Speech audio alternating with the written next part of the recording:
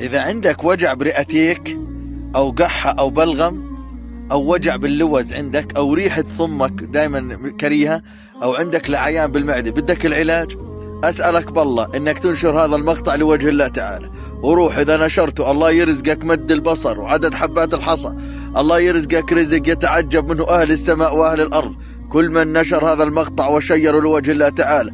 ترى أنا بقول يا رب ترزقني على قد نيتي. بدك العلاج؟ هي العلاج، هذا العلاج، هاي الخبيزة، هاي الخبيزة.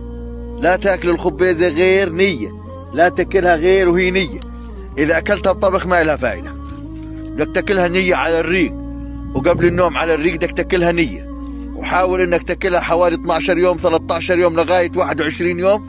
بتروح من عندك كل الالتهابات اللي بالرئتين والقحة والبلغم والوجع في الحلق والبلوز والالتهابات اللي بالثوم كلها بتروح وبتزيد البشرة جمال.